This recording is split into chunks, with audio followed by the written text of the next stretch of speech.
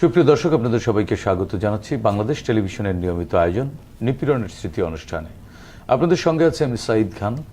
দর্শক, এছাড়াও আমাদের মাঝে উপস্থিত রয়েছেন নারায়ণগঞ্জ জেলা ছাত্র দলের সাবেক সহসভাপতি মাসুদুর রহমান।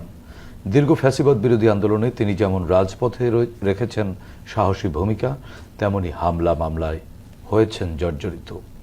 নিপীড়নের সেই দিনগুলোর স্মৃতি তুলে ধরতে তিনি আজ হাজির হয়েছেন স্টুডিওতে। মাসুদুর রহমান, আপনাকেও স্বাগত জানাচ্ছি। আসসালামু আলাইকুম ভাইয়া। প্রিয় দর্শক, মূল আলোচনায় যাওয়ার আগে মাসুদুর রহমানের উপর নির্মিত দুটি ছোট্ট প্রতিবেদন দেখে নেব।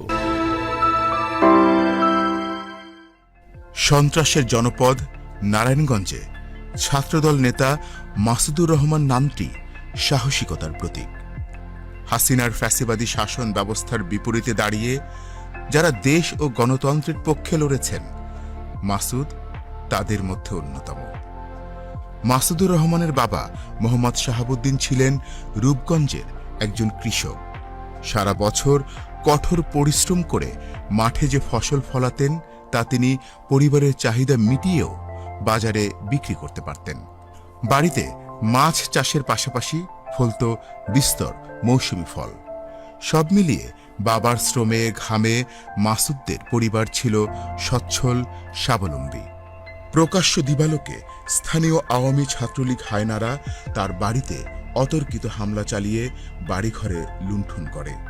হামলায় মাসুদের বাবা স্ট্রোক করে প্যারালাইসিসে আক্রান্ত হয়ে দীর্ঘদিন চিকিৎসাধীন অবস্থায় মৃত্যুবরণ করেন। পরিবারের 4 ভাই 3 বোনের মধ্যে মাসুদের অবস্থান তৃতীয়। 2009 সালে ওয়ার্ড পর্যায়ে রাজনীতি দিয়ে ছাত্রদলে অভিষেক ঘটে তার। তারপর একের পর এক গুরুত্বপূর্ণ পদে দায়িত্ব পালন করে সর্বশেষ নারায়ণগঞ্জ জেলা ছাত্রদলের সহসভাপতি হিসেবে দায়িত্ব পালন করেন মাসুদ। দীর্ঘ রাজনৈতিক ক্যারিয়ারে তিনি রাজপথে অসংখ্যবার হামলার শিকার হয়েছেন। 27টি মামলার খড়গ মাথায় নিয়ে জেল খেটেছেন দীর্ঘ 591 দিন। 24-এর গণ অভ্যুত্থানে নারায়ণগঞ্জে ব্যাপক ভূমিকা রাখেন ছাত্রদল নেতা মাসুদ। রাজপথে তার সাহসী নেতৃত্ব হাজারো আন্দোলনকারীকে উজ্জীবিত রাখে 36 জুলাই পর্যন্ত। হাসিনার পতনের পর উল্লাসে ফেটে পড়ে বন্দরনগরী নারায়ণগঞ্জ।